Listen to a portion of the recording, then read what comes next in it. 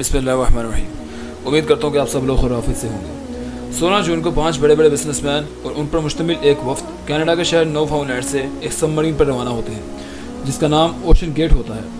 Ocean gate के बानी समेत 4 लोग, जिसमें 2 ब्रिटिश पाकिस्तानी, जिसका नाम शहजादा दाऊद जो कि एंग्लो पाकिस्तान के वाइस चेयरमैन, और उनके बेटे शहजादा सलमान, इन दोनों के अलावा एक ब्रिटिश बिजनेसमैन और एक फ्रेंच एक्सप्लोरर भी शामिल थे।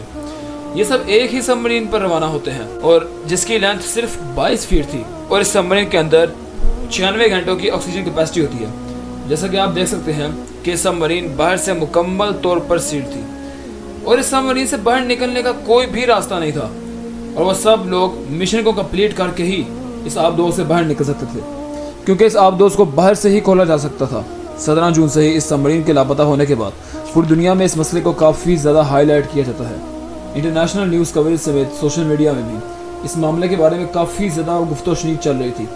हालांकि लोगों को इस बात का पता नहीं था कि उनसे कितना बड़ा झूठ बोला जा रहा है, और सच तो ये बोल कर छुपाया जा रहा था कि वो उस आबदोज के अंदर लोग अभी भी जिंदा है। यहाँ तक कि जब असलियत सबके सामने आई कि उस आबदोज का राब्ता उसके मिशन के अगले 1.5 घंटे बाद से ही मुनक़ता हो चुका था, और वह सब मरीन बाकी सब मरीन्स की तरह ही अपने अंजाम को पहुंची थी, और ये अंजाम एक धमाके की शक्ल में था।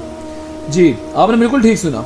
वो सबमरीन टाइटैनिक के मलबे की तलाश के लिए रवाना हुई थी, और करीब 1 घंटा 47 मिनट के बाद ही ये समंदर का प्रेशर ना झेलते हुए धमाके से तबाह हो चुकी थी।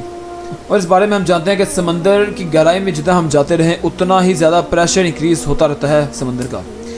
और अगर हम समंदर के प्रेशर की बात ही करें, ये प्रेशर 1000 किलोमीटर से ही शुरू हो जाता है, और यहाँ से लेकर 12,000 किलोमीटर तक, जो कि समंदर की सबसे गहरी तह है, जो कि मरियाना ट्रेंच के नाम से पूरी दुनिया में मशहूर है। अगर हम उस डेप्थ की स्ट्रेंथ की बात करें, उस डेप्थ की प्रेशर की बात करें, तो मिसाल के तौर पर अगर हम एक स्टैंप के ऊपर एक हाथी को रख दें, इतना प्रेशर है उस एरिया में। अब इस बात से आप लोग अंदाजा लगा सकते हैं कि समंदर की गहराई तक हम जितना जाते रहें तो प्रेशर कितना बढ़ता रहता है। इस सबमरीन के सामने जो बिल्कुल खिड़की है उसके साथ ही बिल्कुल एक छोटी सी लाइट लगी हुई है, और छोटी सी लाइट की कितनी की रेंज होगी बाहर के ऑब्जेक्ट्स को देखने की?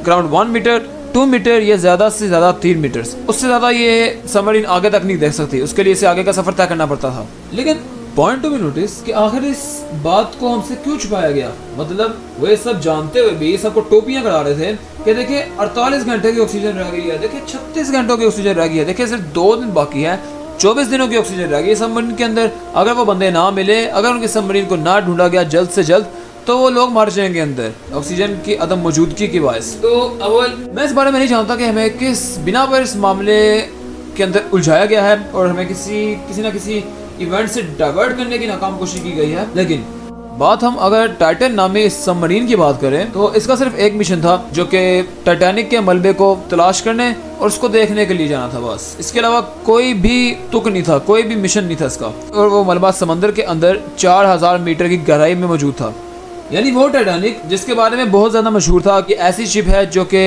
कभी भी नहीं डूब सकती। यहाँ तक कि इसके क्रिएटर ने बोला था, even God can sink this masterpiece, नाउजुबिल्लाह। और 14 से 15 अप्रैल 1912 को ये नॉर्थ अटलांटिक ओशन की तरफ जाकर डूब जाती है, और उस हादसे के अंदर 1500 से ज्यादा लोग मारे जाते हैं, 1500 से ज्यादा लोग लुकमा अजल बन जाते हैं। उस दिन ही साबित हो चुका था कि इंसान की उसके रब के सामने एक मच्छर के पर जितनी भी औकात नहीं है। और हम सब इस बारे में जानते हैं कि माजी में जिन लोगों ने अल्लाह की जात को चैलेंज किया, वो ताकि क़यामत दुनिया के अंदर निशान इबरत बने, चाहे वो फिरौन की सूरत में हो, या नमरूद, या हमान, या क़ारून की सूरत में हो।